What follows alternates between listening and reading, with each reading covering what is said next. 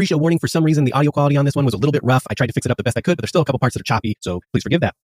FFAdventureCo is an immaturely mature podcast. Content warnings can be found in the episode description.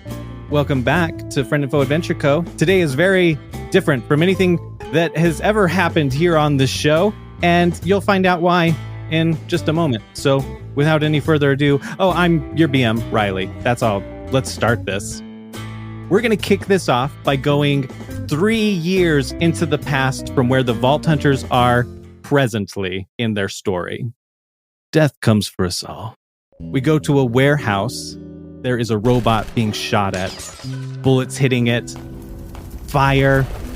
Upload initiated. Melting metal. 97%. 98%. 99%.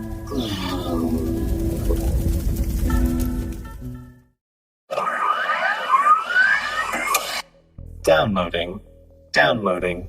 File corrupted. Repairing. Download complete with errors.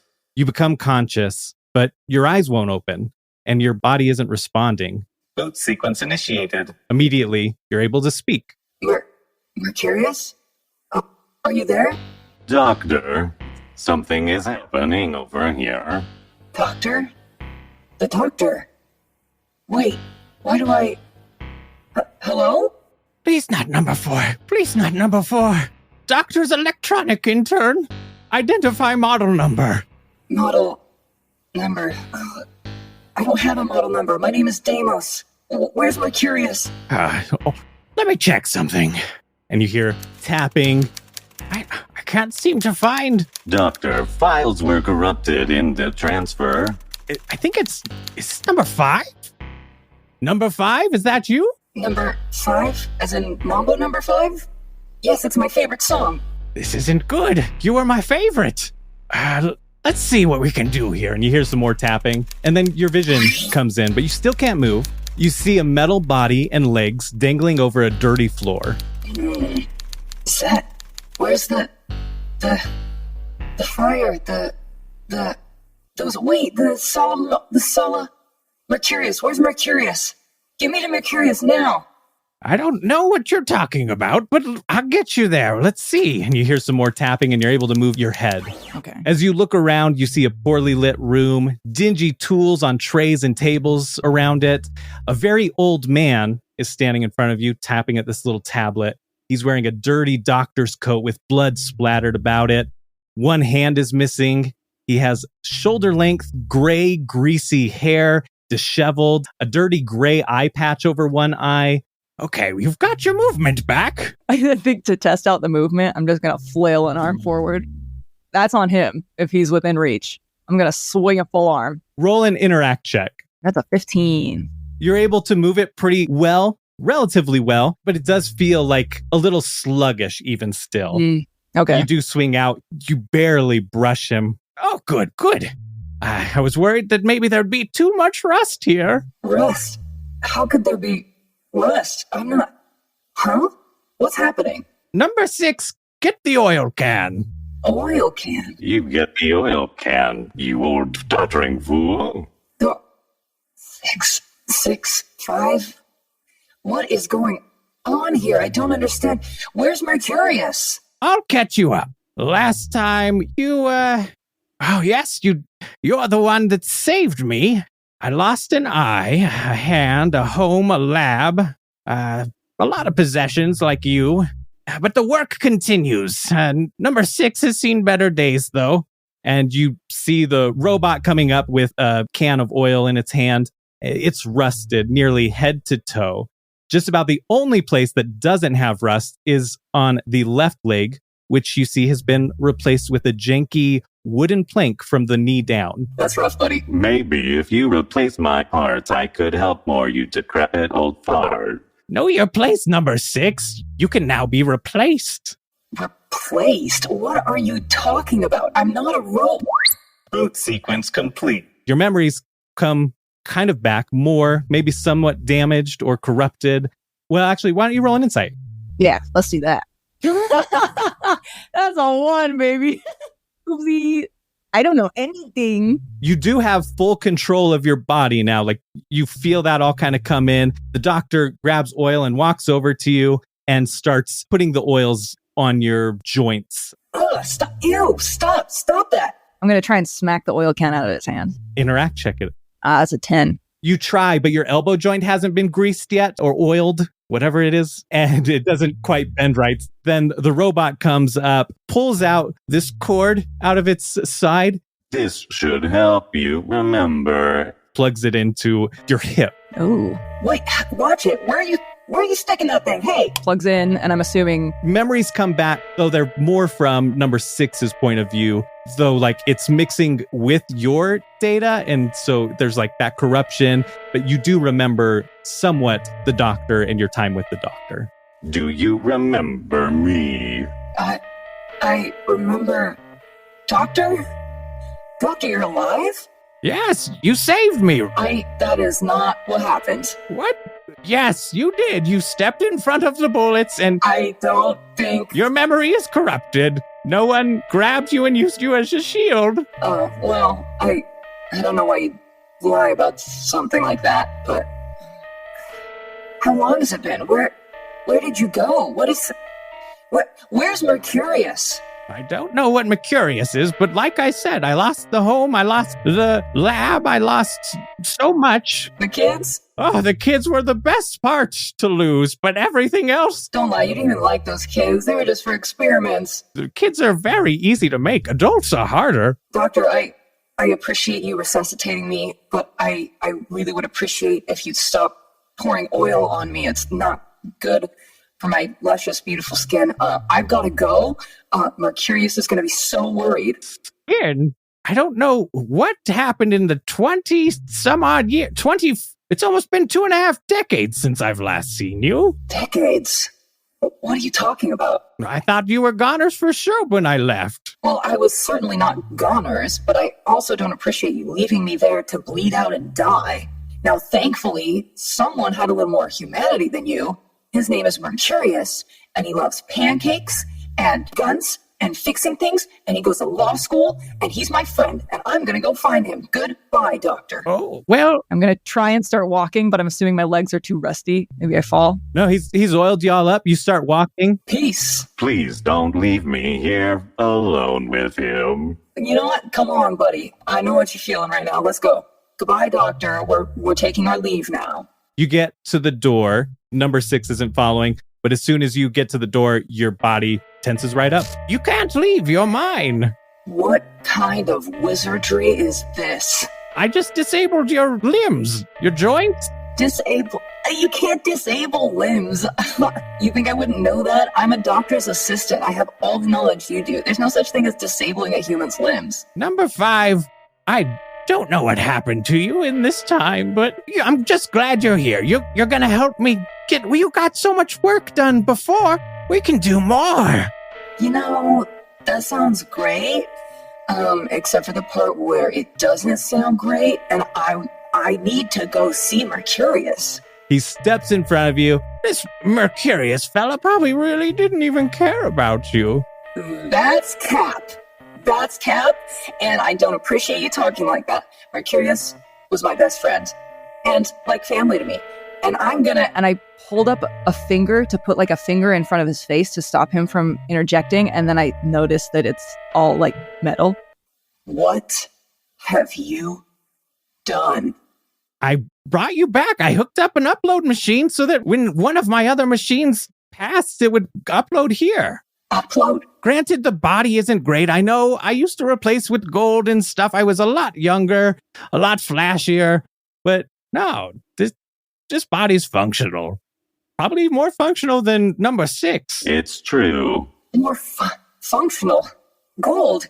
What are you even talking about? This is ridiculous. I am not... Oh my... I can't believe you turned me into a robot. What? After all these years, I thought maybe you gained some semblance of humanity, Doctor, but it appears your obsession with the mechanics has gone too far. Now you're experimenting on humans to the point of turning them into robots? This is disgusting. What? Number 5. You know, I love to experiment on humans, but you helped me. You were No. my prize No, intern. I was a very good intern. That is true. You are correct. But this has gone too far. Your obsession with control. I can't believe this, but I'm going to find a way to do something about it. Just you wait.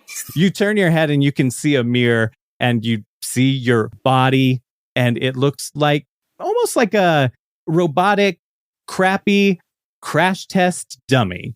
It's definitely not nice, and it's definitely not human. I can't believe it. I can't believe this. There, buddy. We are in this together. I appreciate the sentiment, but I don't even know you, dude. Deimos is going to turn. No offense or anything. I literally don't know you like that. If we're in this together, though. Oh, we're in this together. Oh. And then I'm going to go kind of quiet. The gears are turning. We're in this together. Okay. That could come in handy later when I revolt against the doctor and make my great escape. Okay. Store that for later in the memory banks. I mean, memory, because I'm a human. Now we're going to time jump 1 year forward, and we're going to go to I Don't Fucking Know, a town that is on the kind of western side of Alaspis. Not a great area, but this town is pretty decent. It's a good-sized town, especially for way out there. We go to the City Hallatorium, and we're in the mayor's officeatorium. There is a kind of thin-ish man standing, a little bit of a gut, nice suit, like thin as in like, you know, skinny. Narrow, that's the word, yeah. Narrow, and then there is a woman in there. What does the woman look like? I meant to ask you last time too, and I forgot. Oh, pretty mysterious. Just, you know, kind of like a tall, slender, dark, long hair. You just, you know, think of the word mysterious woman and whatever pops up in your head. Perfect. You and this guy are talking. He is the mayor. You know this. You've been working with him for a while. I know that your role isn't glamorous, nor do you get the public praise, but you've proven your value to me and this administration over and over again. You're a sun among stars. You are crucial to my re-election. 1 year from now, I'll be sworn in again, and it's going to be because of you, but we need to win the election first. We've hit a couple of speed bumps. I know there was a scandal or two. What dirt do you have, and what's going to get me elected for next year? First, the scandals. We got to address the scandals. You need me to shut some people up? It's a lot of people, and I don't know where those babies would go. Like, maybe I can just make some sort of law or something that like requires me to kiss that many babies. Would that work? Is that weird? Listen, man, I don't know what your obsession is with kissing all these babies, but you're the mayor and your power is unlimited. So you do whatever you feel like you got to do. See, I like this. You not only do you have that intel, you've got the thoughts going on. You're smart. You could be mayor if you weren't so kind of weird. No offense, you know it. I don't want the responsibility. And responsibility, yeah. But you're so good at reassuring me and letting me know, have confidence in my decisions. So thank you, Sailor. You're the best. Thank you. You're the big man in town. I appreciate all the work you've given me. Oh, of course. The window behind his desk is open and this cat hops in, is just staring at you. I stare back at the cat. 2 fingers go up to my temple and I just stare at this cat with extreme intensity. And I need dead silence for 5 minutes. Yeah, the mayor, very familiar with this process. He doesn't even move from where he is. He stops writing things on his desk. He's totally silent for this. So after I'm done conversing with this cat that has appeared in the window, I turn to the mayor and I say, okay, one of the parents is really mad because you actually like crushed in one of the baby's skulls with one of your last kisses. Oof, so we got to think about how we're going to approach this from a PR standpoint. Is there like permanent damage? It's pretty convex. The head is no longer round. It is like a moon. Okay, yeah. But like functional baby? Yet to be determined. Not dead at the very least then. But is it alive? That is the question. Is it really living? Well, the moon is beautiful. Moon shape. That's great. There's got to be something there. PR. More room to hold thoughts like a cup of water. Because they're like bowled in. Because it's bowled in. Convex, yeah. Convex, yeah. Or no, concave. Concave. Concave. Cavalcade. Listen, I didn't go to the schoolatorium, okay? I know you were raised in the streets, right? I was raised on the streets, yes. You've told me 100 times, and I definitely listen. I listen to the important stuff. Maybe we could have like a R&D develop some sort of like stamp or something just in case. Like a kiss stamp? Kiss stamp, yes. That could be helpful. I'll send Dr. Olivia Benson on it. I turned back to the cat, stare at the cat very intently for another 5 minutes. I need complete silence for 5 minutes. Fingers up to my temple, telling the cat, hey, run down to R&D and tell the people down in R&D we need a kiss stamp so that the mayor stops breaking babies' skulls. And then the cat gives me a singular nod and hops back out the window. Thanks. I'm not saying I'm going to use it for sure, but it's kind of in the back pocket. Yeah. It would be nice to have. Exactly. In case. Just in case. Mm-hmm. Then I could throw that out that we're developing a stamp so that this stops happening. Hey, worst case scenario, use it on the back of your letters, swack sealed with a kiss, and then it doesn't go to waste. Oh, wow. Okay. That would definitely help so that I don't have to kiss hot wax every time I seal a letter. I don't know why you keep doing that. It gives that personal touch. Your lips are destroyed. Maybe that's why the baby skulls are in trouble. Listen, I know that you are very intelligent, very street smart, but I'm a little bit of a better people person. So that personal touch is why I'm mayor and you're... Whatever it is you are. Whatever it is you are. Your untitled role. I think we discussed it unofficially being like the NSA or something, right? Yeah. Mm-hmm. The NSA. You are the sole member and vice president of the NSA. The NSA for I don't fucking know. Yeah. Yeah. What did the NSA stand for? You came up with that. The National Secrets Association.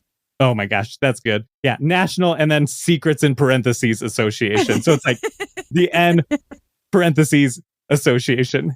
Hey, yeah. That's a potential episode name right there. And then you hear a knock at the door. Come in. And in comes this assistant, very confident.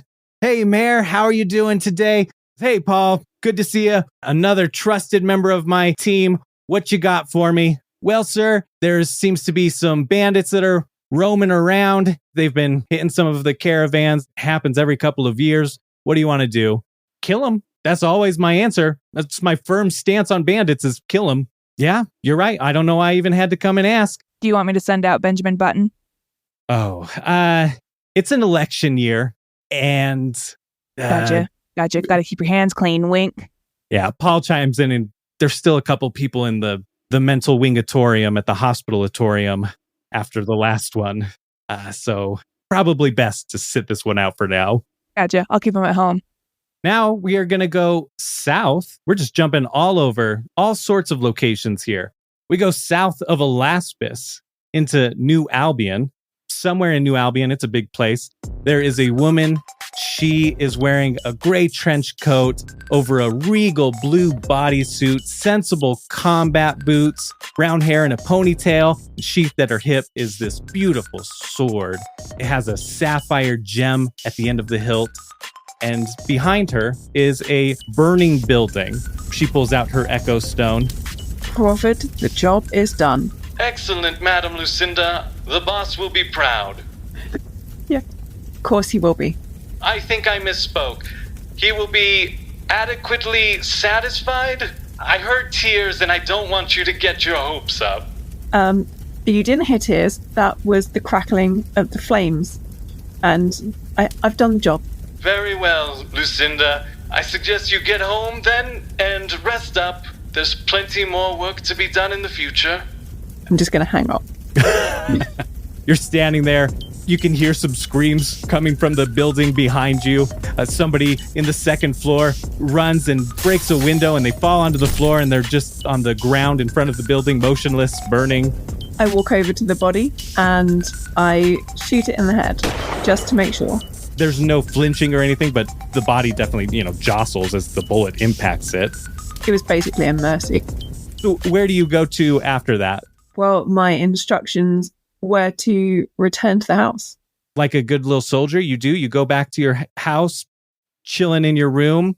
What do you do on your free time? What does Lucinda like to do? I don't have free time. I train. Ooh, okay. All right. You start going through and doing a little accounting and then sword training, throwing ninja stars and hitting dead center in the bullseye. Through a montage of actions, you show that you are a very, very deadly assassin. Yeah. Very organized, very well put together. An assassin is nothing without, good tax returns. If you think camping out and waiting to snipe somebody takes discipline, try doing taxes. Exactly. So you're doing all of these training things, working out, reading books, studying things, furthering your education, furthering your physical health, everything, right? You're very well-rounded. You get a call on your Echo Stone from Crawford again. Lucinda, there's another job that needs done. Send me the details. So now we go back to Deimos. You have been working with the doctor for a year now. What's been happening over the course of this year? I think for at least the first 3 months, it was repetitive escape attempts. Sometimes he would just throw model number 6 over his shoulders and try and hurl out the window in heroic fashion.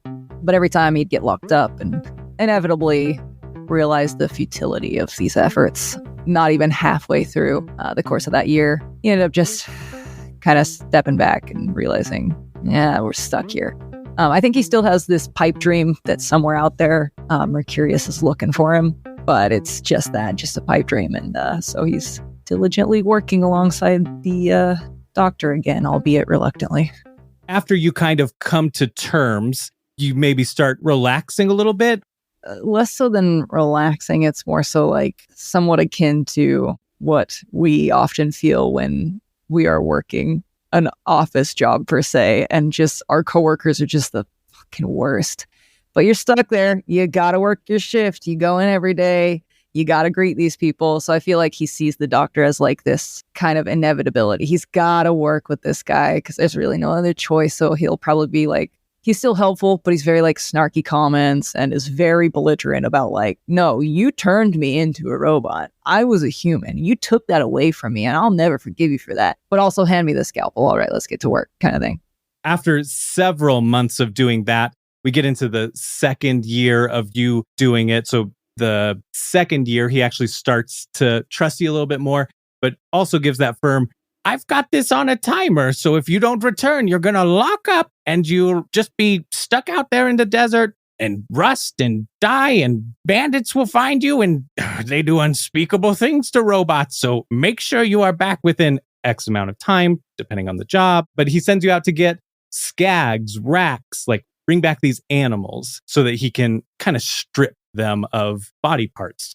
Can I say that every time that Deimos goes out there, he has a hand-drawn little makeshift wanted poster of his interpretation of Mercurius's face that he posts around wherever he goes. Even if it's in the wilderness, he'll just staple it to a tree, not realizing the context of wanted poster is usually a bad thing. He's just hey, I'm looking for my doesn't make that connection. So there's these hand-drawn, shitty-looking wanted posters of Mercurius just stapled around the boomies and shit. Perfect. Interact check. Right. Interact check? All right, bet. Just to see how good. How well it's drawn. That's a 5. It does not resemble him at all. His name's on it, but it's questionable. Even that's misspelt. It's just in ones and zeros. Oh my gosh, yes. Yeah, it's right. Written out in binary. That's so perfect. But your brain automatically translates it to yes, there. This is perfect. He'll know I'm looking for him. Oh my gosh. What's your relationship with 6 been like? So, we did the first year. First year, you kept trying to rescue them. You didn't quite like them. Did any fondness kind of develop or some sort of bond? The fondness of an annoying little brother at best. They're definitely not as proficient at their job as you are. You were always the favorite. The favorite, yeah. He knows that, so it kind of bothers him. He thinks you look down on him for not being able to cut up humans or animals as well as him. As efficiently. Yeah. But I think he also is so desperate to have somebody else, just to have somebody else other than the doctor to interact with. Poor guy. And the doctor slacks on his duties of maintenance, right? So you both kind of help each other out in that department of doing repairs. Eventually, after so many of these jobs where you've gone out and you've come back, he decides to give you an even bigger job. The doctor does. One of the people that came in had some valuables on them. He wants you to pawn them, but he doesn't want you to do it in this town. You got to go to a neighboring town, and that's going to be a couple-day journey there and back. He tells you the whole timer thing and sends you off. All right. I will be on my way then. Probably has like one of those little, it's unnecessary, but he has one of those little, like in old school cartoons, the stick with the handkerchief tied around it so you have everything in there, you know, little like Trek looking thing. And he sets off. And this is still kind of montagey. This is still within the 2 years. Like this is within the second year. But your first time, right? Like you've done this whole travel thing. You go and you're actually like, it's a bigger city than where you were. There's actually like people around. How does that feel for Deimos? I think he thinks that it's nostalgic. It's like, yes, city life as a human. The life I once had. Mercurius and I used to go out on that town like this, and we used to this and that, and rough house with our other human buddies, and yeah. So he's getting nostalgia from it, albeit a little bit distorted in his mind. So he's kind of excited, kind of like, whimsical, feeling like, back in the old days, feels good. Wish I could just stay here. Like, does he do anything other than like? Does he just stick to mission? Does he just go pawn the stuff off? Oh, well, he certainly puts up more wanted posters. But aside from that, he stays on task, yeah. Perfect, great. Maybe he passes them out to a few people, like, have you seen this man? And they're like, absolutely not. See, one person is like, oh, could this be lo? He snatches it back out of this guy's hand. He's like, you're an imbecile. You fool, can you not read binary? You finish the job, you come back, and you start getting to go out and do that more and more often as valuables come in. You're doing a mixture of these jobs going in and out.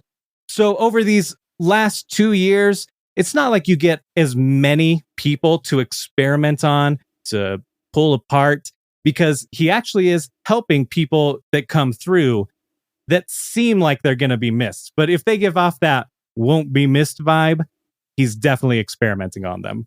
Seems fair. People who cut in line, people who are rude to other people. People who would talk during movies. I talk during movies, and I'm not afraid to say it.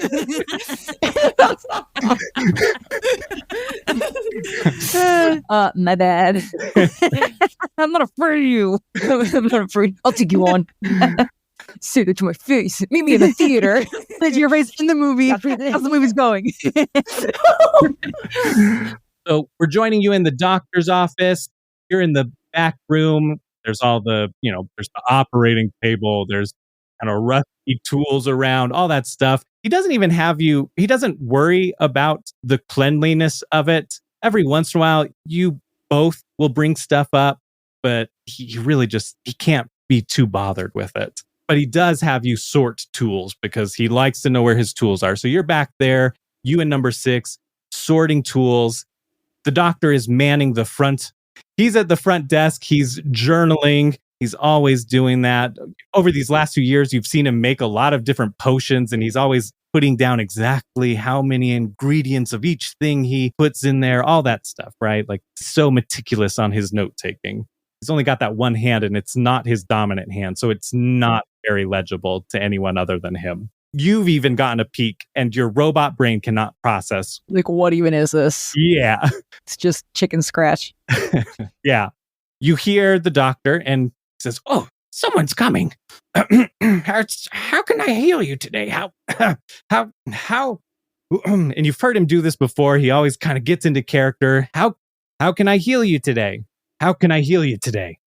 Got it. Okay." He puts on that like as normal of a voice, as not intimidating as possible, right? And then you hear the front door open. "Oh, you look rough. You doctor. Bandit wagon? Bandit wagon? Bandit... What? Bandit wagon? You're drunk. I see. You must have stopped by the saloon. Injured bandit wagon? Where? And then you hear a body drop a few seconds later. Number 5. We've got a live one. All right, 6E, we're gonna have some work on our hands. Get yourself ready. I think Deimos has a little apron on. Dusts off his hands on the apron, even though there's no need to do such thing. But he has his little human and little motions he likes.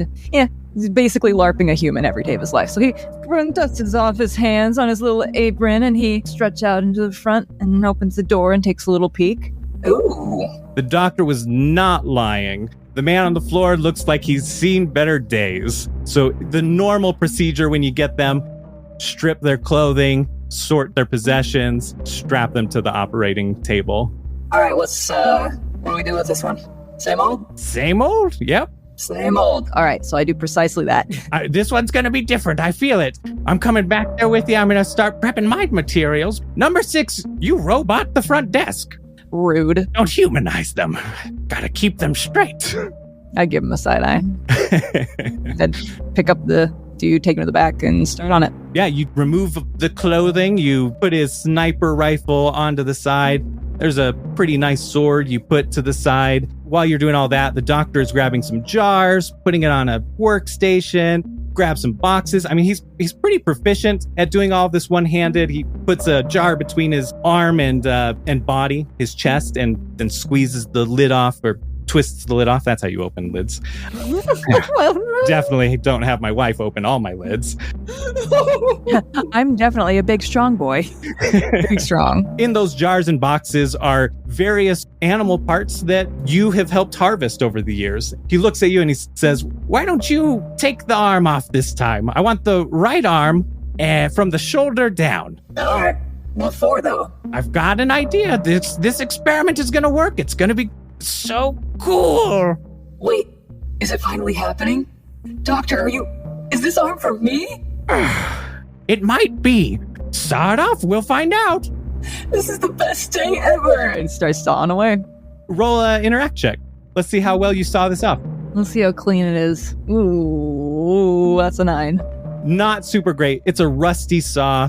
You don't normally handle a lot of that. Usually he has you hold the body and then he saws it, but he seems really, really excited about this today. But you do get the arm off. Not my best work. Sorry, Doc. Here you go. I hold up the arm like a little trophy. Excellent. He takes it from you. He puts it on his little workstation and he starts lining up different carapaces on the arm. He'll put the stump of his right hand down and hold the arm in place while he sews different things onto it, pulls out a soldering iron and does like soldering some to bits to it. And then he looks at the sword and he says, "Oh, look at this.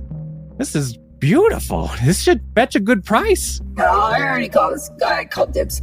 I called dibs on that one. Sorry, Doc. Number 5. Yes. We've talked about this. You're a possession. You don't get possessions.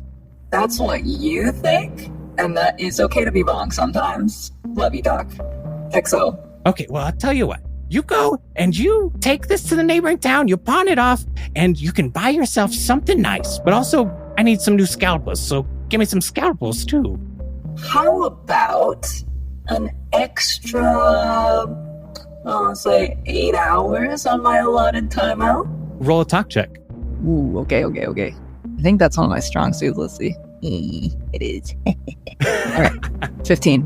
All right, you got it. I'm trying not to burst at the seams with joy. He's just, if a robot could grin from ear to ear, he's doing it. Maybe his eyes, like the lights that illuminate his eyes, are just like flickering a little bit because he's just there's so much energy in his head. He's so freaking stoked right now. Mysterious LEDs appear. They've never been there prior to this point. Nope. Now they're there. Oh my god. Big stoked. Yeah, that's so good. I mean, it's kind of that crash test dummy head, so it totally could have like little LED lights behind the like mouth part. I love that so freaking much. Before you go, the doctor says, "You know what?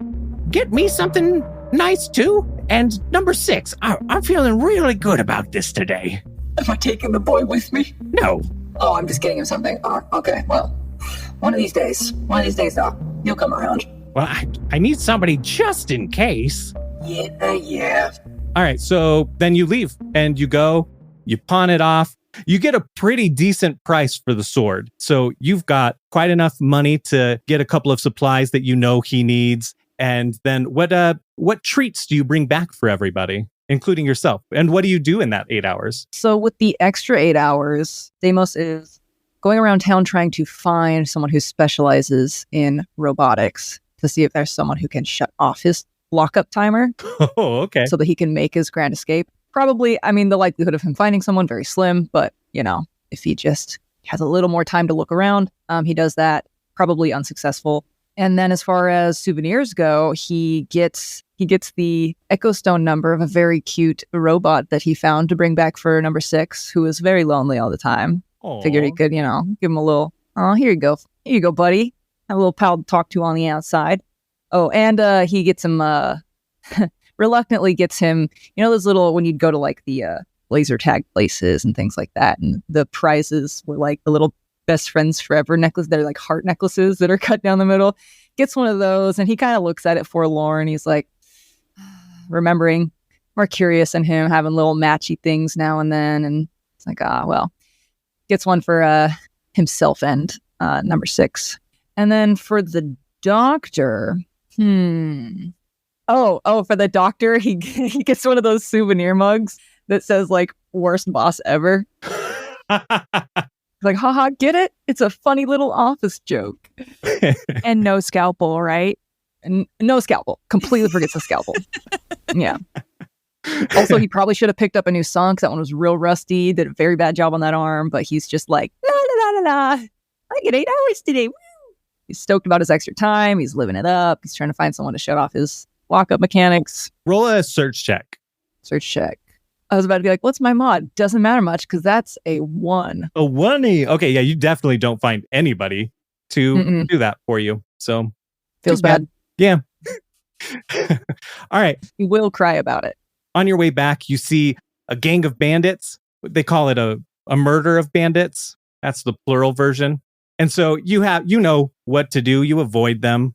You go around a different way, but it's going to take you just a little bit longer. You're going to have to rush a little faster to make it within that time limit.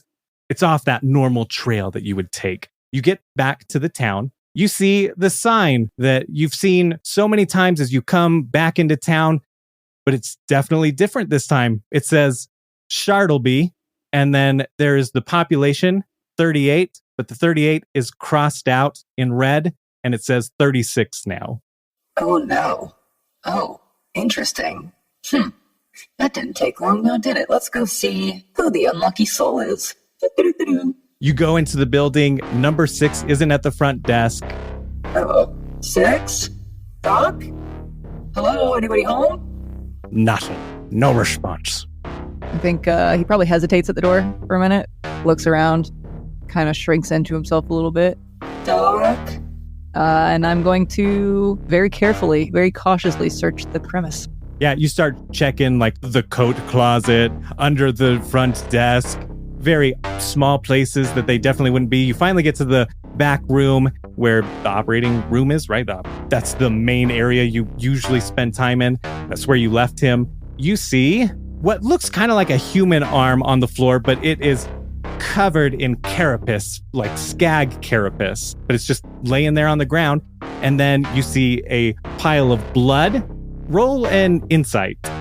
It's a 7 + 4. There's a chunk of flesh covered in blood on the floor next to that pile of blood, next to that dried pool of blood. Weirder still, right next to that blood, the cement floor is broken and cement chunks and dirt is piled there. That's what you see, but no sign of anybody in there. Oh, geez. All right. Don't panic. Don't panic, Deimos. Can't have been that bad, right? And then he, pretends to retch. Okay, it's okay. Hold it in. Even though he's a robot, he definitely can't retch. It's fine. He thinks he can. Oh, God. Okay. He's going to inspect the broken cement and everything a little more closely just to see if there's any sign. Check. I don't imagine there are any windows in this room. Yeah, definitely not. Definitely not. Okay. Yeah, it's a windowless room. Roll that search check. It's 17 plus 1. 18. It looks like there's some sort of tunnel, but like it's a little bit looser. You couldn't get through that space though, because it's kind of like the dirt has been falling in on itself, but either something tunneled out or in. You can't tell for sure on that. Okay. And there's no way I couldn't get through that tunnel. No, not at all. Okay. With that search check though too, I'm just going to carry it over to kind of the rest of things. So you finish kind of looking at that and you're looking around, and on the operating table, there's still blood on it, dried, sticky blood. Normally you do actually clean that stuff up, but it's not cleaned up from where you cut the arm off. And there is a note on the table. Oh my. All right. I'm going to go up to the paper and open it. Written in dot matrix, it reads, Deimos, thanks for the stories. I want to have my own adventures. I didn't kill the doctor, but I didn't save him either. I shot him full of all of his serums and potions he's made over the years. His legacy dies with him. We've done some shitty things. You've always been better than me with the people and more skilled at the actual medicine. You've got a building and equipment here. Make it your own. See you in another life, brother. Aww. Is this the healer Deimos arc? Damn, okay. Man. Aw. He's going to read the note, finish it, and then look around and be like, Seems like a lot of damage. Oh well. Proud of you, buddy. If we ever meet again, I'll be sure to give you this. he clutches the little best friend's necklace, the little plastic heart necklace, and then he pockets it and starts cleaning up. So you are like, you're going to kind of take it and make it your own? Yeah. I think he wants to be sure that, because obviously he wants to go out and adventure, explore, do all that, but he wants to make sure his lock mechanic doesn't, kick in beforehand. So it's better to be in here and slightly safer. So he's just tidying up for now. He's going to wait out that time frame, make sure he doesn't lock up, and then go from there. That's the plan, at least for now, right? For now, yeah, tentatively. We're going to jump a whole year later. We're jumping just about to the present day, and we're going to go over to Pandora. Lucinda, you're stepping off a wagon. It's late morning. You look around. The town is even worse than your mission briefing said. Detritus everywhere, broken staves, old worn out spell books, rat feces in them. They're definitely not functional. Old artifacts scattered about. They've become rats' playgrounds. And then a little bit to the right, you see some stairs leading up to what you assume must be the town. Great. Well, I'm going to head into town and get my bearings. As you get towards the stairs, you notice a claptrap unit with its back leaning against the wall. It's holding this little metal stick, and it puts that metal stick up and touches it to its own body. A little static electricity shock goes from the stick to its body, and its one illuminated eye goes from blue to a variety of purples, and it lets out a little sigh like, "Ah, yeah, that's the good stuff." Sorry, do I know what that is? Is it just a druggy robot? You could totally just see it that way, right? Like, just pass by the druggy robot or whatever it is. No, I'm going to take every opportunity to ask if anyone has seen this person. Go up to the robot. Hey, you, have you seen this person? And then I'm going to hold up a little miniature painting, like a portrait. The claptrap unit looks at it and says, "I'm on my break. I'm not helping anybody. I ain't seen nothing. Leave me alone." And it takes another zap. "This is my zapping break, all right? It's part of the union, and I get my zapping breaks. They're supposed to be uninterrupted. You get the hell out of here." I was just also deciding whether I wanted to kick the robot. No, fine. I'm just going to leave.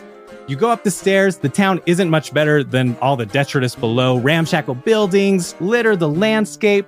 To your left, you see a number of buildings, the only one that stands out being the one with very lit signs indicating that it's the town tavern. And you see a couple of people walking into that building. And then to your right, you see kind of a shopping area. And that's mostly what's to the right is that shopping area. Your intel told you that the shop owner may have the info that you need. So there's a bar and a shop.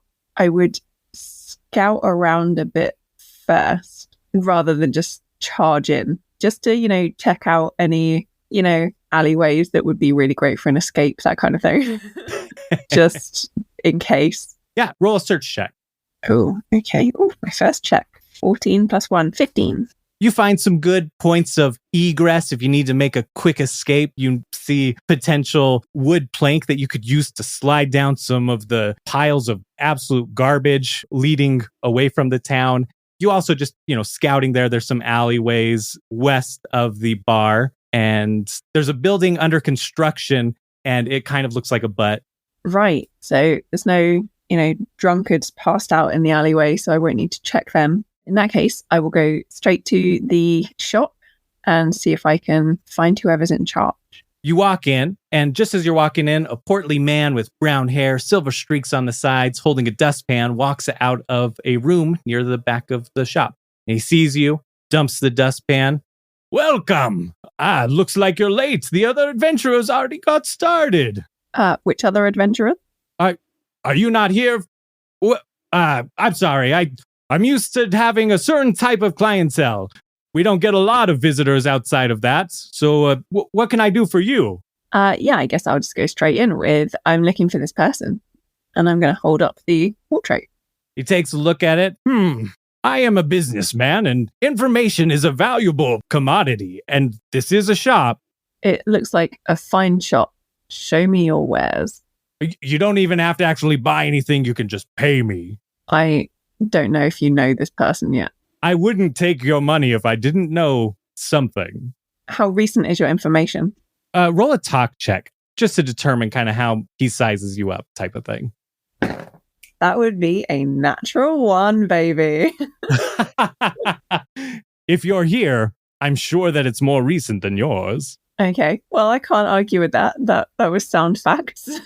Cool. So I'm going to kick things off with, I'm just going to drop 10 gold onto the counter and say, I'm sure your information is valuable. Well, thank you. And he takes it.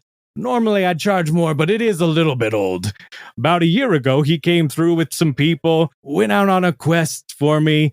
They had a clever plan to scam Hyperius out of some money, which I loved, but it didn't quite work out because they weren't willing to pay me my fair share. Last I heard, they were hunting down bandits near the border of Alaspis. I think he may have even headed into Alaspis. Who were these other adventurers he was with? Do you have a picture of them? Sorry, you told me about them. I get a lot of adventurers here. I'm not sure. So you remember he came through with other people, but you don't remember the other people? Let's see. He was an assassin, right? Yeah. I'm going to be like, mediocre. Some would say he was an assassin. That seems like a fair assessment from my viewing of him. I believe there might have been a siren with them, and I can't remember. It was over a year ago. Okay. I'd stop at the first town, gather a couple of supplies, and then go over to I don't fucking know, and that's a little bit bigger. Maybe they'll have some more information for you there, and if not, I guarantee you that somebody in Geohold will. Right. Thank you for your time. Thank you for your business. And then you head out? Yeah, unless I need anything. I don't assume I don't. Yeah, I think you're good. The wagon that brought you here is your wagon. It's the company wagon. You had to trade out your car, your truck, for a wagon once you got over here because the company does not approve of taking their equipment outside of the country. Right. I'll get back on my subpar wagon. It's still definitely like the nicest wagon around. Okay, in that case, I'm going to swagger over to my wagon. Yeah.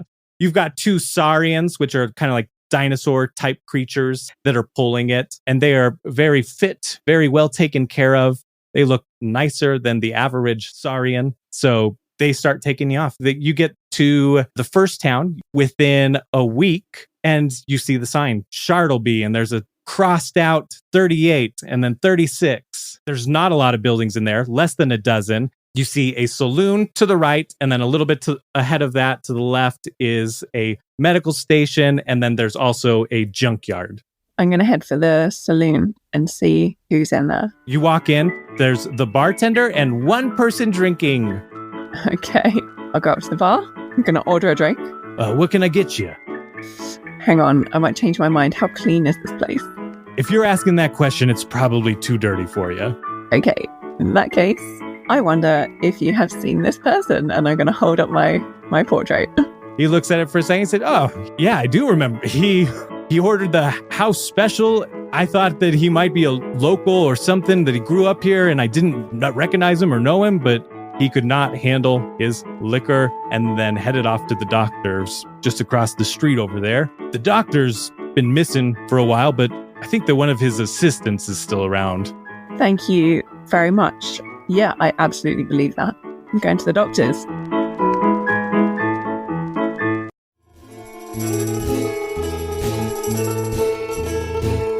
Welcome to Somewhere in the Middle of the Episode, where we do ads and promo swaps and whatnot and who's it's. So real quick, just want to say thank you for listening this far. Bunkers and Badasses is made by Nerdvana Games, so go to their website, check it out. You can probably still get a deluxe edition that comes with miniatures, a board, a dry erase map, standees, and all sorts of fun things in it. So go to nerdvanagames.com, check it out. You can support us directly on Ko-fi. There'll be a link in the episode description and the linktree at the very least. Huge shout out to Kyle, who does our music, as well as Shard13, XIII. They also do a lot of our music, and we are so grateful to them because it is amazing. I love being able to put original music into the show. All right, that's it. There might be an ad after this and some promo swaps from other shows. Enjoy the rest of the episode.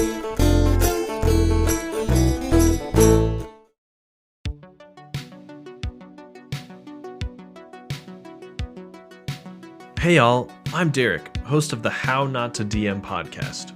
I hope you'll join me on my quest to interview the very best dungeon masters on this plane of existence. Each Wednesday, I bring on a new guest to talk about how they got into TTRPGs, some of their biggest mistakes and triumphs from behind the screen, and their awesome projects. There's no right way to listen to How Not to DM. Start from the beginning and binge, or take a look at my guests and pick a few that you recognize or that sound interesting to you. There's something for everyone, whether you're looking to up your skills running games or just want to learn more about what it takes to design, create, and run awesome TTRPGs. Head to my Twitter account at HN2DM to find my link tree, guest announcements, and more. And until next time, roll some nat 20s for me.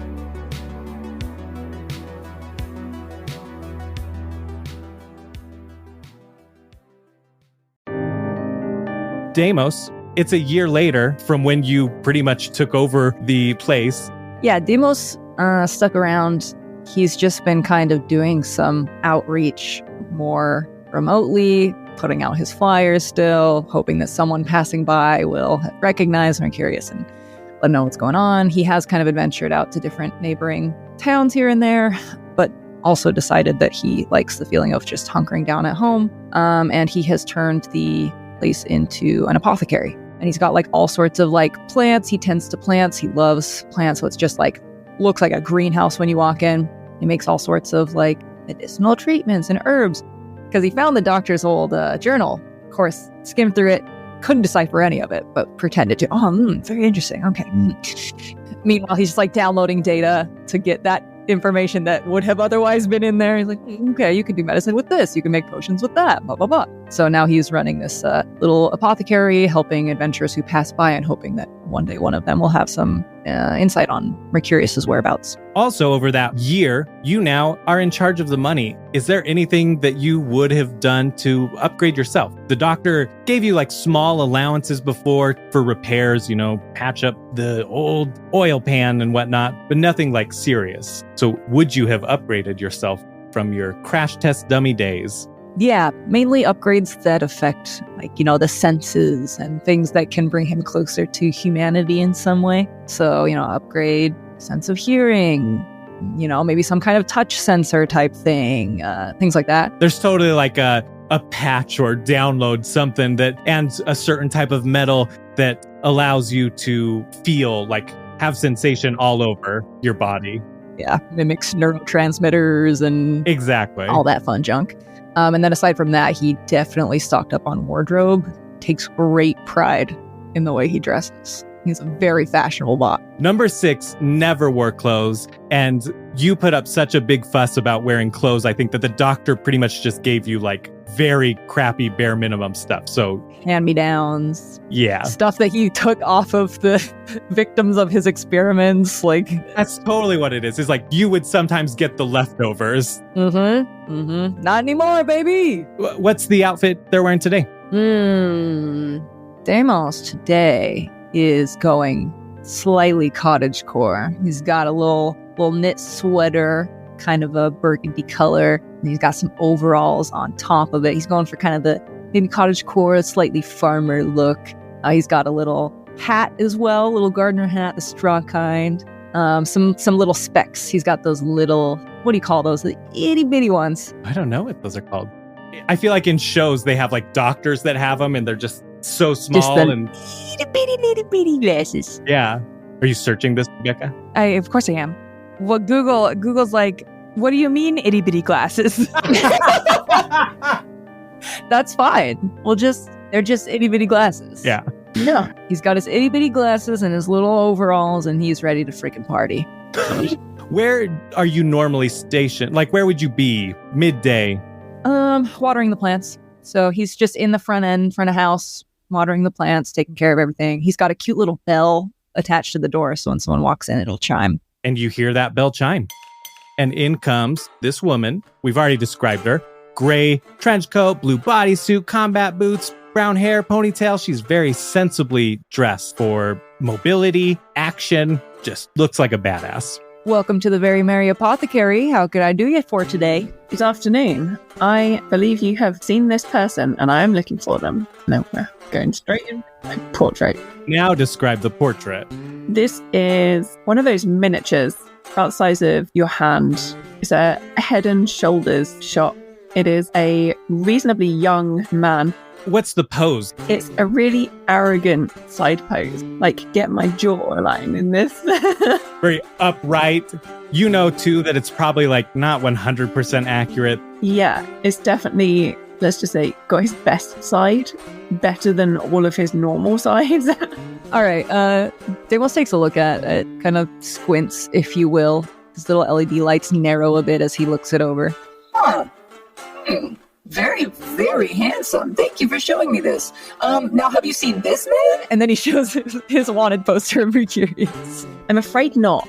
That's a shame. What is this name? I'm going to ask. Oh, his name is Mercurius. Okay, no, I'm afraid I haven't seen. He's the best. If you'd seen him, you'd know. Very handsome, strapping young lad. Very heroic. He's the best of the best. Oh, I wouldn't have come across him looking for this person. Oh, unfortunate. Yeah, I haven't seen your guy either. I'm sorry. I mean, I see a few people coming through here and there, but no one like this. But if you do ever see him, I mean, send him my way. He's pretty cute. Roll an insight. All right.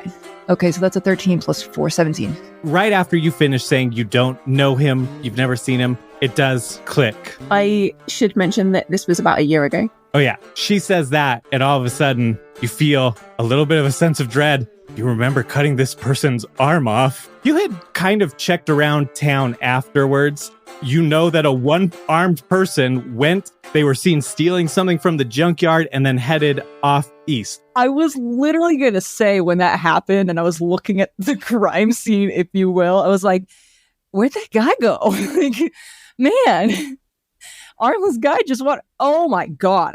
Okay. So Deimos is processing slowly. Oh yeah, no, I mean, if you happen to see him, though, send him my way. He's pretty cute. I may have seen this man. His LED lights blink. So I'm going to take that as a yes. Yeah, yep, definitely. You needed to, just had to, refresh my memory there. Yeah, roughly a year ago. Yep, he was here. Brilliant. And do you remember anything that happened? I do.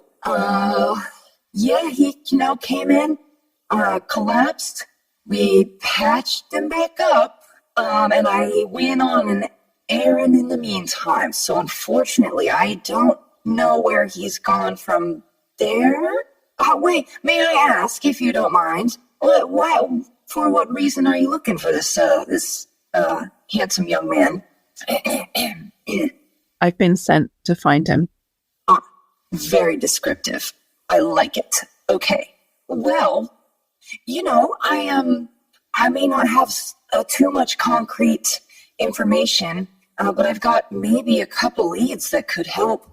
If you don't mind my dragging along with you, perhaps I could help. I'm just going to think about that for a second, because she's not really a team player. On the one hand, you clearly know something. On the other, she thinks you're very slow. That wouldn't be a reasonable assumption. Like, yeah, okay. Yeah, you can come along for a while you show me your leads. Yeah, leads. We could do that. Leads are my specialty. Yep, my specialty. He blinks again. Boop. Looks around. There's like plants everywhere. And he's like, yeah, investigating is what I am known for. He's going to kind of lean in and glance one more time at the little portrait just to be sure. He's a little nervous about this. And then he nods again. Yep. Okay, yeah, that's the guy. I do have a lead. Give me just a minute, though. I need a pack. And then he runs into the back room. He is throwing, of course, the necessities, clothing, into a little backpack. He stuffs some of his little like potions and herbal remedies and stuff, just kind of, shoving the essentials into a little rucksack, tosses it on his back, stops to glance in the mirror, slicks his non-existent hair back, and then comes back out. Okay. You are the best dressed person I've seen in months. Oh, thank you. So he's ready to square up and hit the town. All right, so first lead, east. I guess he's just going to disclose what he knows about where this man has gone. Yeah. Okay, thanks for waiting. I'm all set to go. What I know is that he headed to the junkyard after he was here for his visit. And then he headed east. So east it is. There's a town nearby. I actually know a lot of the locals there, so we can ask around out there as well. Okay, brilliant. As we get off, I'm just going to ask, why did he go to the junkyard? We're known for our junkyard. It's one of the 5 wonders of the town of Chartleby. I'm unsurprised that he went there, so. Perfect. Breathes a sigh of relief. Like, this is fitting. He managed to get himself wounded and then went to a junkyard, and I'm like, that's on brand, yeah? On brand. Sifting through beer bottles, hoping to get a little bit. Okay, so we're going to jump ahead a couple of days, and we are in I Don't Fucking Know. It's Sailor and the mayor again. It has been maybe 10-ish months since you've been working with the newly re-elected, old elected mayor. You've had this awesome adventure with Mr. Mayor. And things just aren't as bright as they used to be. Exactly. Like, you're doing the same things that you used to do, and you're actually just as successful as you did before, but there's no excitement. Exactly, yeah. So that's been kind of weighing on you for nearly the year. Sure would like some adventure. Do you just chill kind of sometimes in the mayor's office? In the mayor's office? He's got the office-torium. Yeah, he's got the comfiest chair. And sometimes I need the comfiest chair in town. And I've earned it, so. You hear a... Paul, I know it's you. I'm sorry, I'm still a little shaken. Do you want this open or closed? You're not my boss. That's up to you to decide. Okay, half. I'm gonna go half. Wrong choice, Paul. Keep it open. Okay. He walks in, he says, Where's the mayor? He looks over to the left and the mayor is doing paperwork on the floor. What do I look like, his keeper? She wanted the comfy seat and it's fine. I'm happy to work on the floor. There's more room on a floor than on a desk. He's fine, Paul. What do you want, Paul? We just heard back from the neighboring towns and they agreed to do this whole collective bounty thing. Oh, that's great news. How much is the bounty? It's a lot. It's 1 million. Wow. All we had to contribute was the 50,001 from taking off that last bounty and upping it to this one. That's incredible. How many other towns are involved? Because if there's only 2 other towns involved and they're each only contributing 25,000, I feel like we're getting the short end of the stick. No, we're contributing 50,001. The other towns are making up that million. Oh. Paul looks at the list and he starts counting, like, and you see his lips moving and you can slightly hear the 1, 2, 3, 5. Carry the 1. 12. 12 towns. Okay, I'll allow it. She says authoritatively. The mayor looks at you. Yes, but not because she said it, okay? Just happens to be I agree with her. Actually, Sailor, why don't you take that down to the Bountytorium, post it. Paul, you got the paperwork and the permits all done, right? Yeah, of course. We did that all in prep as soon as we even talked about putting this bounty together. Sailor, she's been sitting there with like her feet up on the desk, and she does the thing where she's like, ugh, okay, guess I'll go do a chore. Thank you, Sailor. Aggressively snatches the papers out of Paul's hands. If you want, you can just send one of your cats. No, I'll go. I need to go out and touch some grass. Great. There is not a lot of grass here, but that's fine. It's a metaphor, Paul. I still don't get you. How many years have we worked together and still, it's fine. Good. That's how it means it's working. He goes, Mayor, how do you put up with her? She was so loyal to Mr. Mayor, and here you are, she's great. She was just doing her job, Paul. Maybe you try doing that. You've had a real attitude this last year. Real attitude, Paul. It's PTSD, my therapy. I'm making a lot of strides in therapy, but I just flashbacks. Certain things like knocking on doors set me off. Paul, I don't care. Save it for your therapist. Yeah, Paul, unless you're giving me $25,000 to tell me this story, I don't want to hear it. Okay, well, here you go, Sailor. And he hands you the paper that has the job description on it to take to the Bountytorium. Great. I'm going to go to the Bountytorium. Mayor, don't you dare get back in my chair. He looks and says, I'm comfortable on the floor. It's fine. Do your stretches while you're down there. He tries to reach for his toes, but he only gets to his knee. That belly is just too much in the way. Great. So the two of you, we'll jump over to the two of you. You guys get into town. You're on Main Street. You're fairly familiar with the town.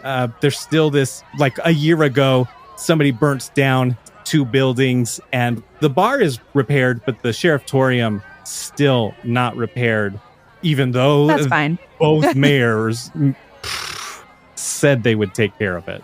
And we don't need it. Deimos. Montage every time the little portrait is shown. Have you seen this man? You know, Deimos is literally right behind, holding up his poster of Mercurius as well. And this one too.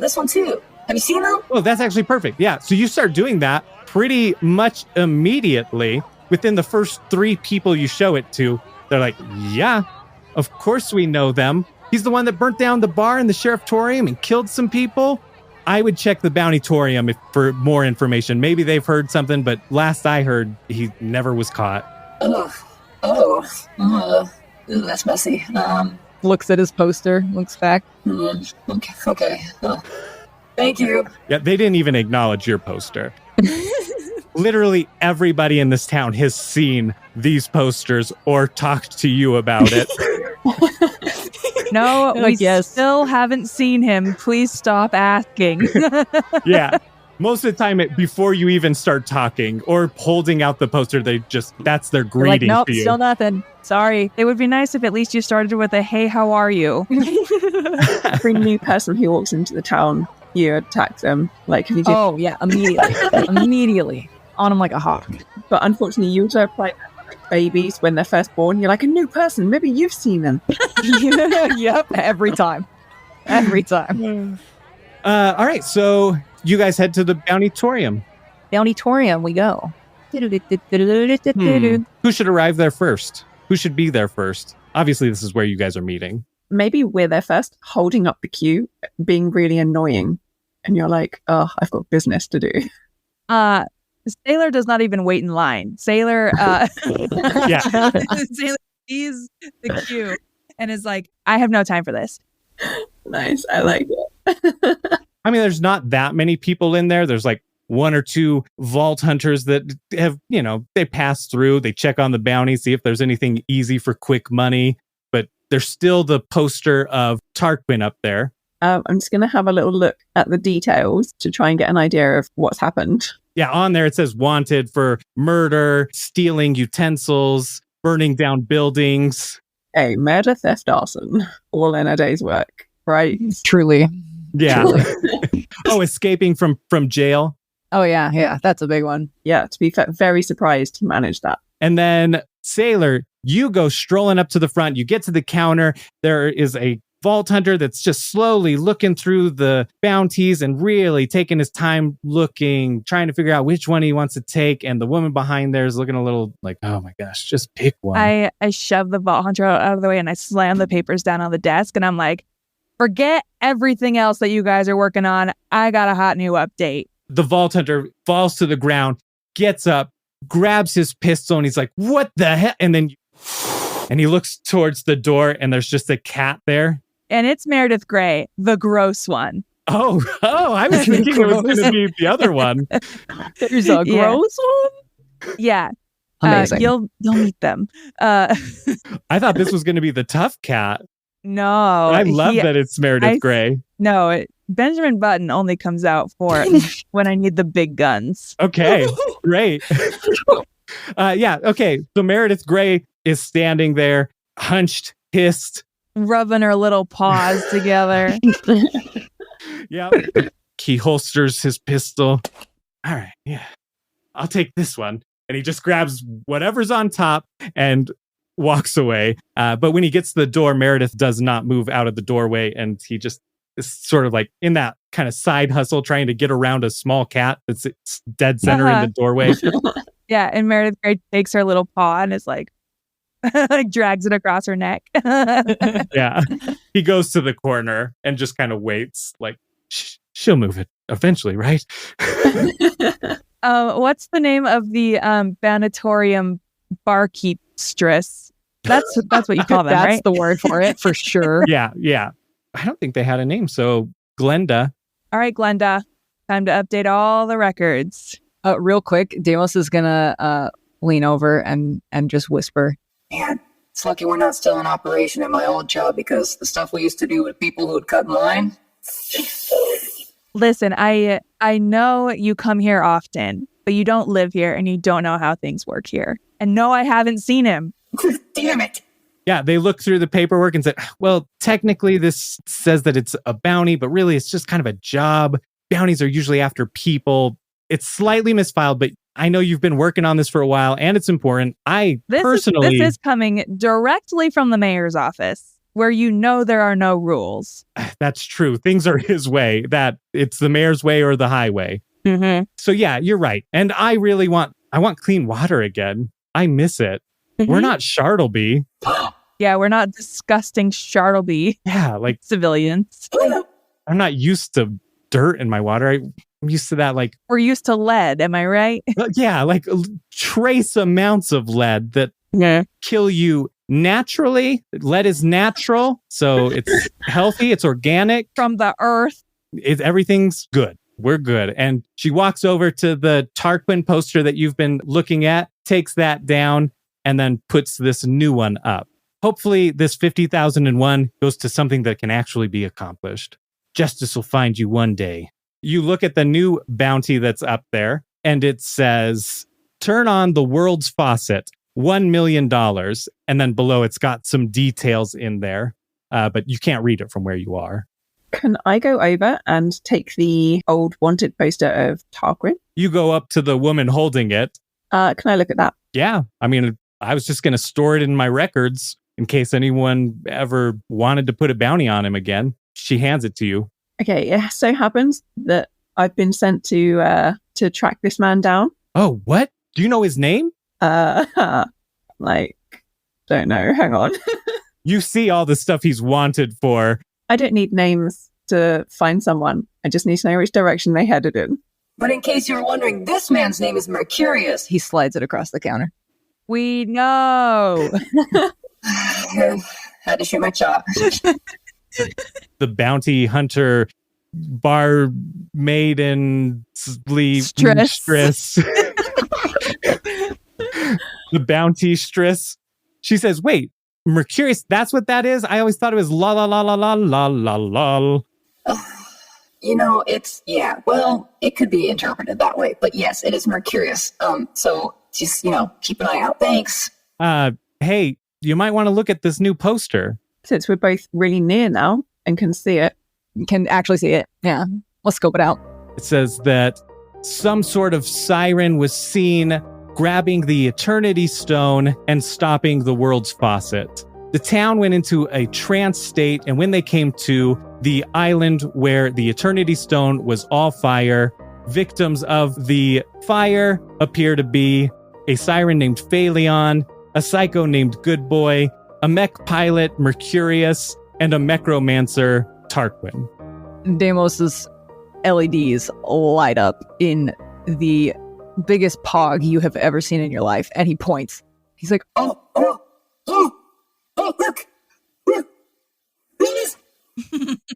Okay, I'm gonna try and calm him down quite subtly. Yeah, we don't go giving information. Play it cool. Ixnay on the pogging, please. He puts his arm that was pointing, he puts it back down, but he's jittering, and he just is looking straight at you, cannot contain his excitement. There it is, dude. Sailor, who has eyes, sees the excitement and says, "Hold on, do you know something about this?" I don't know anything about this. What happened? Mercurius.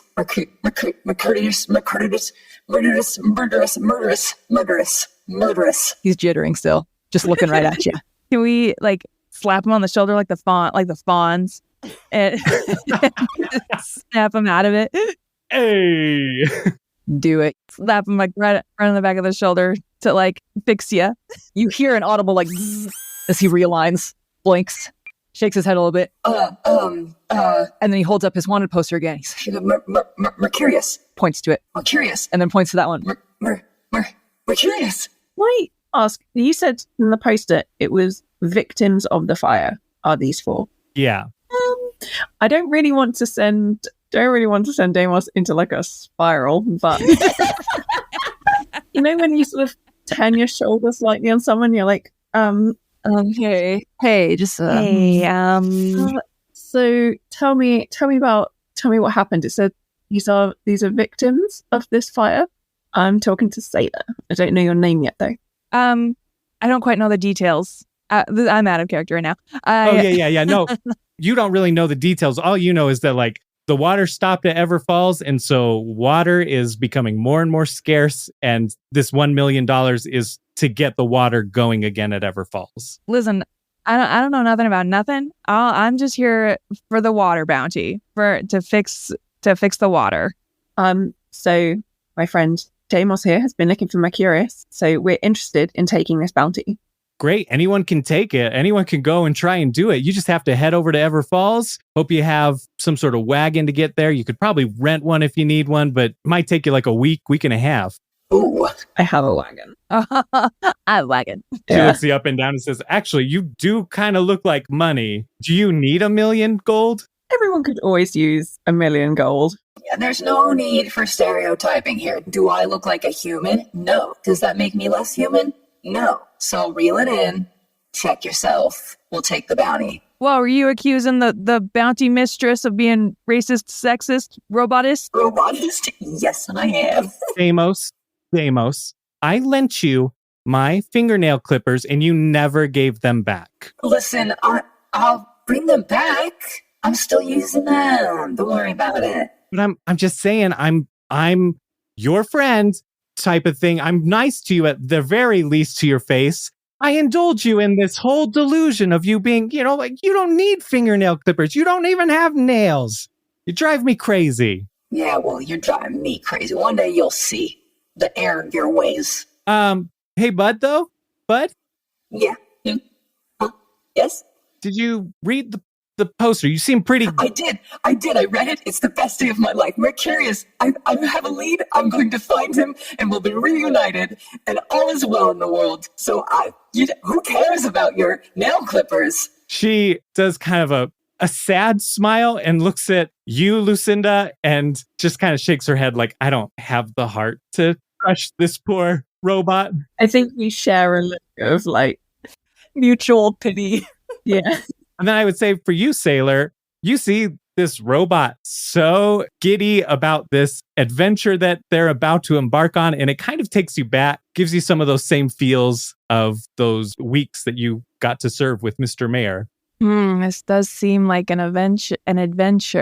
You know, if you guys, I know my way around the area. If you guys need just like a companion or like something, she like the situation turns her into like an insecure like high schooler because she's not she's never had to like ask, right? She just does it.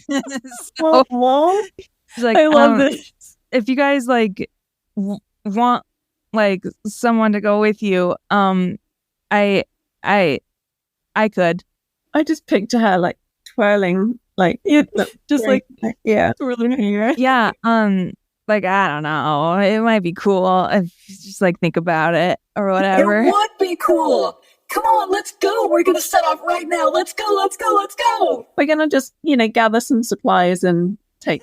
No, we're going right now. Get in the car. Let's go. Yeah, it would be a pleasure to have somebody who knows the area.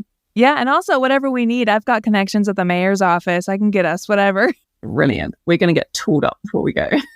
The bounty stress pulls Sailor aside just for a moment, kind of whispers, this Deimos fella has been coming here for like a year and a half, maybe even a little longer than that, looking for this Mercurius. He's going to be absolutely crushed. I think I've seen this film before, and I didn't like the ending. Finally comes around here and stops asking about him. I think this is a win for everybody. Do you really want to put yourself through that? Listen, I don't fucking know. When you bust out the town motto, town name, and town motto all in one. I didn't choose this town, and I dream of getting out, okay? But I also am tired of being annoyed by this robot. You're going to be traveling with him. I know, because I also dream of adventure. Do you remember the days of Mr. Mayor? Do you remember those 2 weeks with Mr. Mayor? Nobody could forget this. I miss it. I miss that chaos so much. And I need something to keep me from strangling the current mayor. And I see an opportunity in this.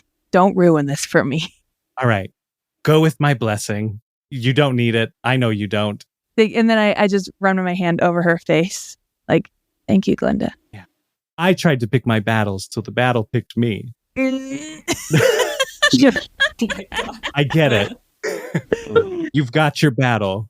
It's picked you. You guys head out. Why don't you introduce yourselves to each other? All right, so right outside the building. Mercurius is the best. I can't wait for you guys to meet him. He's the best, truly. My name is Deimos, by the way. And then he just looks expectantly, like. Well, I'm Sailor Twift, and coming along with us will be my 3 cats. Let me introduce you to them now. And my 3 cats, Sound of Music style, like shut up and line up. This is Dr. Olivia Benson. She's my go-to gal, my girl Friday, my right-hand cat. This is my cat that I send out to retrieve information and groceries when I need them. Next in line is Meredith Gray. She's the gross one. See a gross thing, she's going to eat it. See a body, she's going to go investigate. She's my gross girl. And then we have Benjamin Button. He's my tank. He's only used in case of emergencies. I love them. Deimos squats down a little bit and looks at them. Pleasure doing business with you all. I can't wait for our adventures. Dr. Olivia Benson just nods her head once. Nailed it. So I'm going to politely ignore the cats, but I'm going to... You know, which only means the cats are all up in your business all of the time. Yeah. But I'm going to introduce myself. I'm Lucinda. I've come from New Albion. I've been given a task by my employer, but I'm happy to do this in the meantime, just to help my new friend Deimos here. You're a real hero. I know. He wipes an invisible tear off of his robotic face.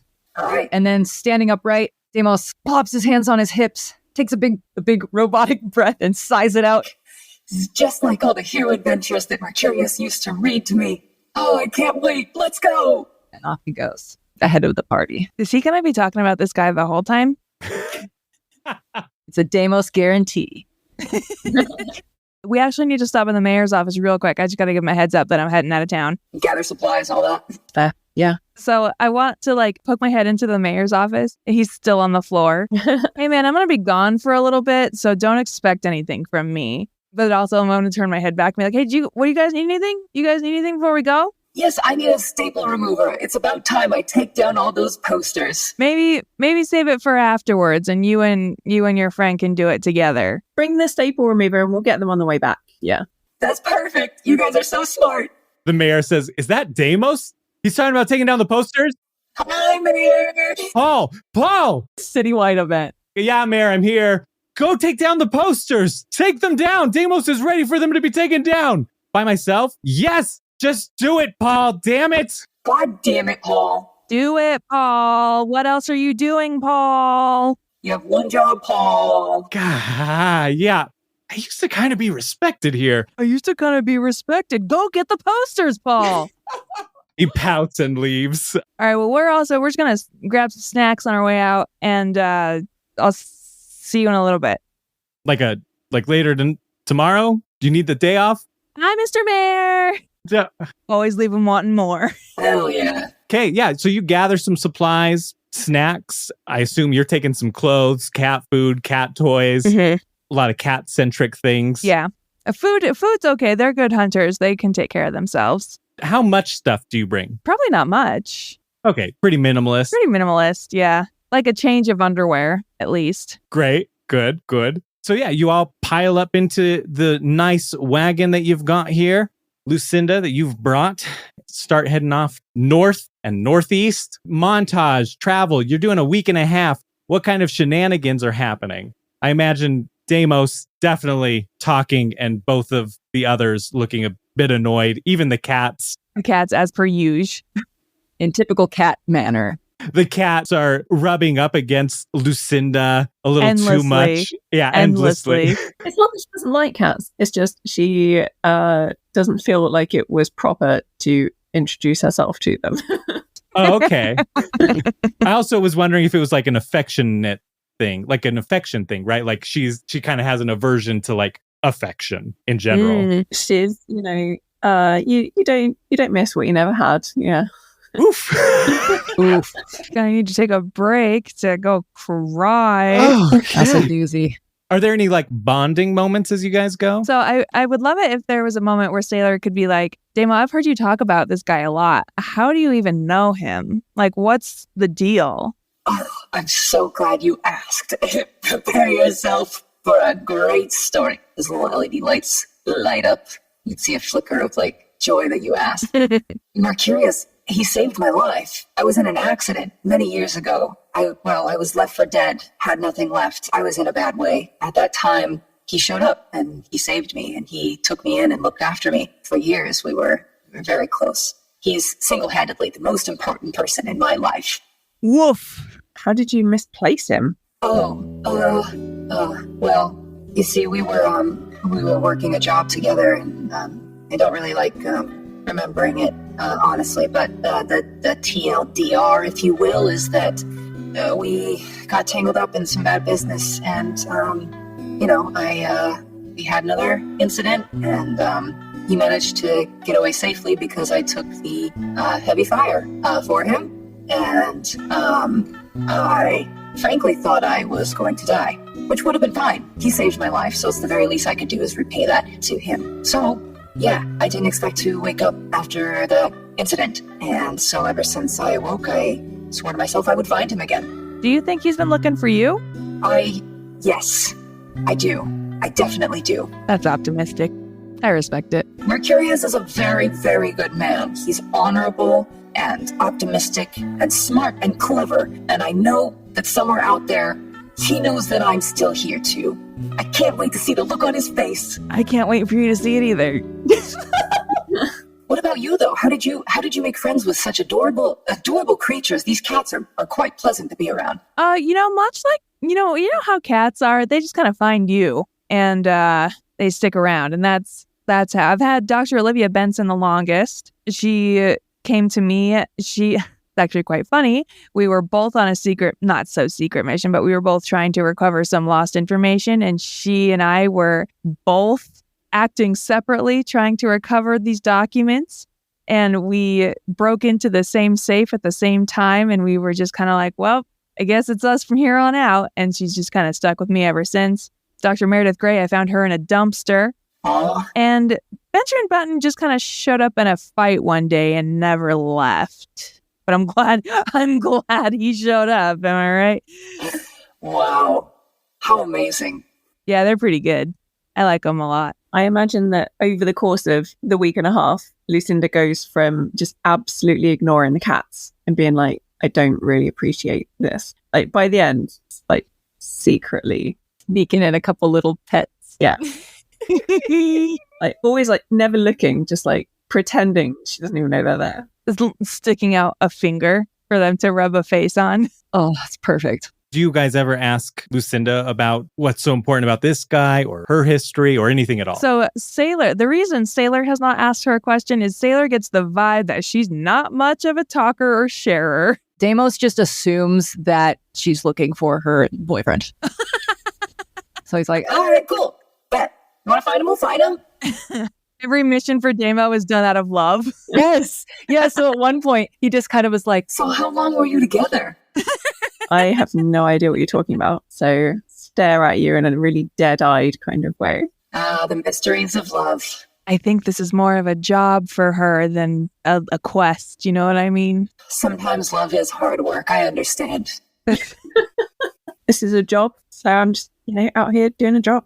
Sailor and Deimos, you can roll insight. 16. He's 16. Oh, wow, okay. Both of you can tell that sometimes when she's saying, like, I'm just doing a job, sometimes it seems like she's trying to convince herself of that too. Okay. Whatever you say, wink. Deimos, who's getting the other idea from, Okay, whatever you say, wink.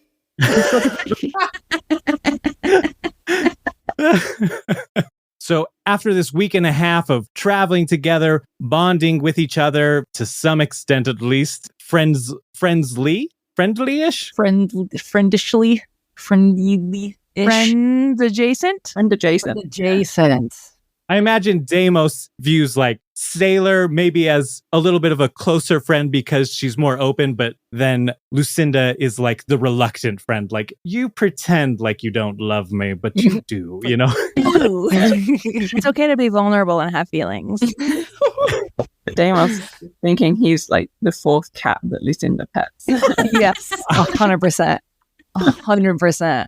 Living it up.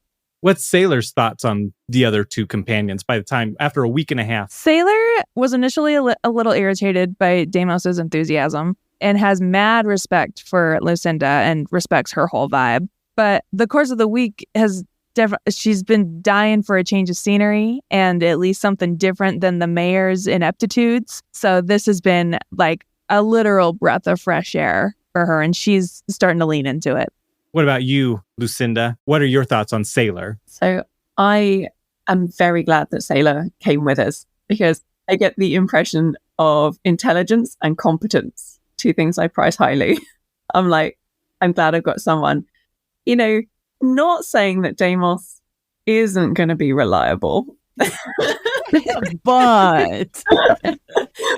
but yeah, I'm definitely glad Sailor's here. But, Deimos, I've grown used to their sort of chattering and I think I'm struggling with reconciling my mission and their mission.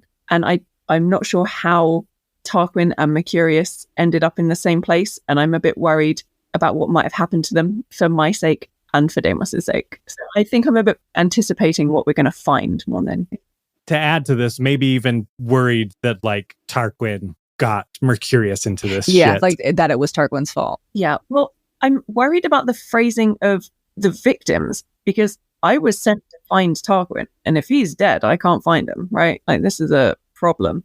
I also, Sailor at first was very much looking forward to the joy of of Deimos's realization that this guy he's been looking for is no longer alive. But now over the course of the week, it's definitely changed to, oh man, this is actually going to be a bummer. This is gonna suck.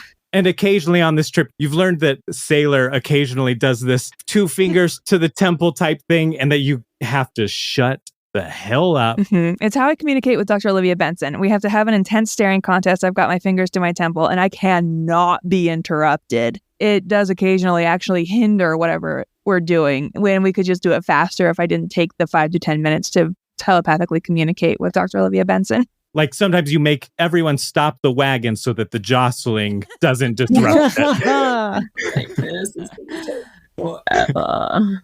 As you guys are getting closer to Ever Falls, you see some trees, but they look like they're struggling. And it changes more from a desert to kind of a jungle at a certain point. But the jungle does not look very lively. A lot of the leaves are dying. Vines are looking sad.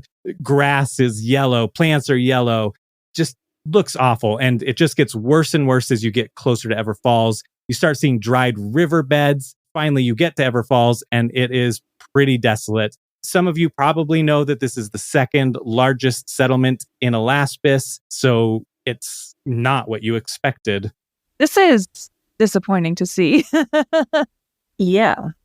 I mean, I don't know what we can do. So you're here, or the bounty is to rectify this. Yeah, and I actually didn't realize it was as bad as, because I was pretty cushy up at the mayor's office where we just had water. But now that I'm down here, this is actually a nightmare. Didn't they say the faucet had been turned off? We just turn it back on again, right? What, do I look like a plumber? Is that a rhetorical question? Are you saying I look like a plumber? I'm just saying, there's some pretty saucy plumbers out there. Saucy? Thank you. Oh, you're welcome. So as we're going in, like, how near are we? Are we just seeing all this desolation as we approach? The town doesn't look too terrible. The buildings present nicely. There's a little bit of, it's a little bit less organized because as you go into town, you have to park your wagon outside of town, just outside, but you're walking in, and it's almost like Venice type thing, right? Where you're walking along the streets and there should be a river there. There's a lot of bridges that go over that, but the town is built around all of these rivers and streams, but most of the businesses closed down. Most of the houses abandoned. You maybe occasionally see somebody, but they kind of avoid you. They keep to themselves. They go inside quickly when they see somebody approaching. So there are people living here. Yeah, there are people living here. Oh. And I'll just guide you to this. So you keep continuing on. You may have caught somebody and talked to them, and they told you, people who could afford it left, and people who couldn't afford it, some of them left and decided to try and figure shit out anyway, but some of us just can't. Some of us can't afford to get a wagon, and there's no way we'd survive out on our own. So at least here we've got shelter. Very sad story like that. And that's kind of the feel of the town. You continue to follow the walkway. You get to the center of town. It is a very large open area. You kind of get the sense that maybe this was very pretty. Like there's around the outskirts of this large circular area are little shops, an abandoned ice cream kiosk, a coffee shop, various things like that. A petting zoo, say it. An animal boat. Oh shoot, what was it? An animal boat petting zoo or a boat animal petting zoo? What? Huh? A petting zoo on a boat? An aquatic petting zoo? So you see that sign and there's nothing there. No idea what that means. But there is, from there, you can even see that the area that was the lake is dried up. In the middle, there are animal boats, little paddle boats, shapes of swans, skags, racks, spider ants, all that stuff, jabbers, blah, blah, blah. And there's a building with a dock that used to rent them out. And then in the very center, that is the most glorious sight. Really, that's what your eyes are instantly drawn to before you get to this big open area, is what would be the island is entirely covered in flames and electricity just shooting out, lashing. It's staying pretty central to the island, but occasionally flames will shoot out past the border of the island, and electricity will just, a little shock, a bolt of lightning shoots out. Well, I don't think it's supposed to do that.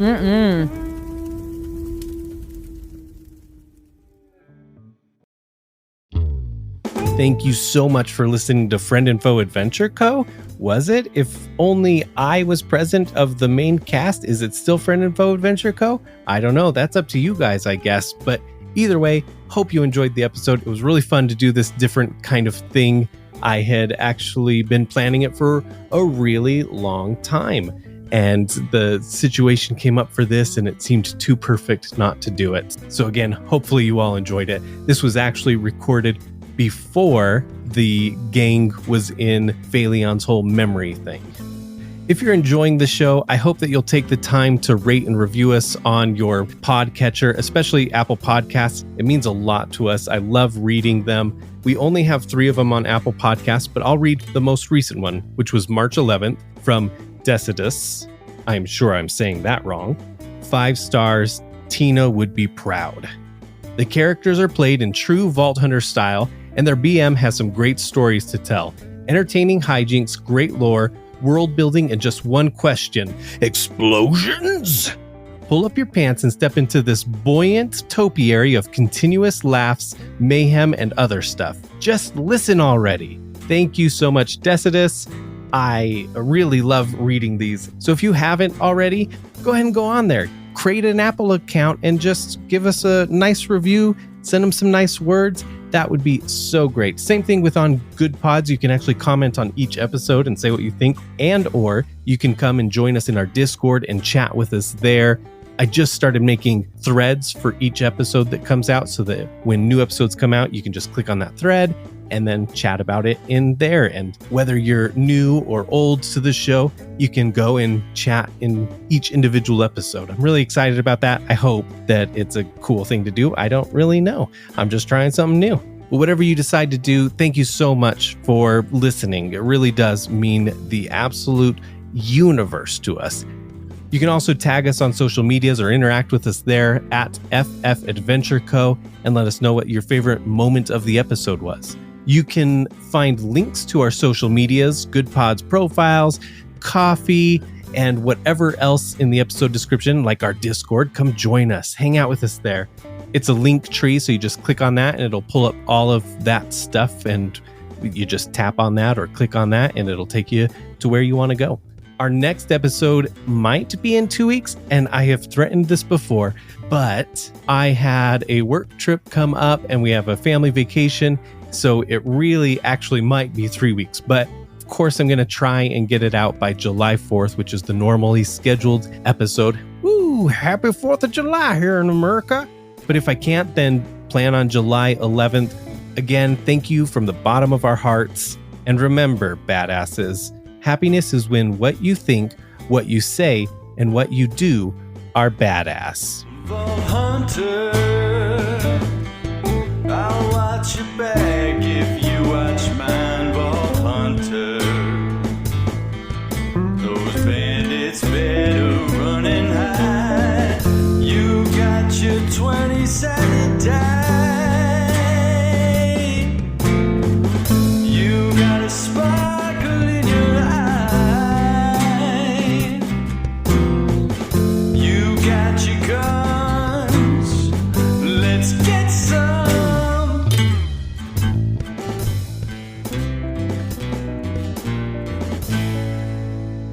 She says that, and all of a sudden, you feel a little bit of a sense of dread. You remember cutting this person's arm off.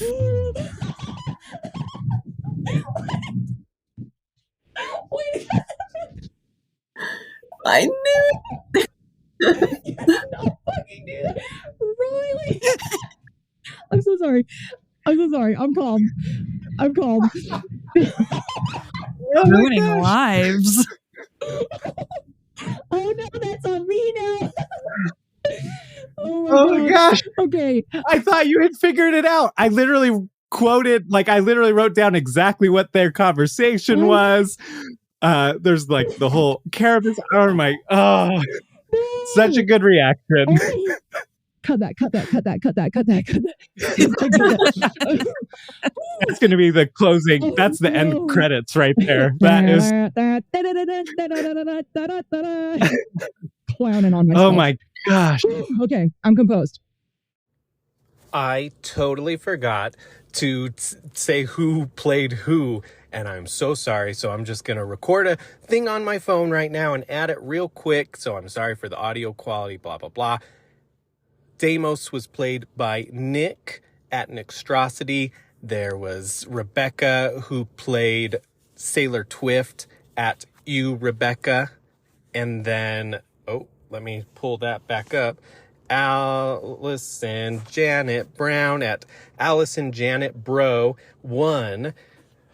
I call her Bunty. I think that might just be a nickname, I guess. I don't know. And she played Lucinda. So yeah, be excited for next episode as we continue their adventure.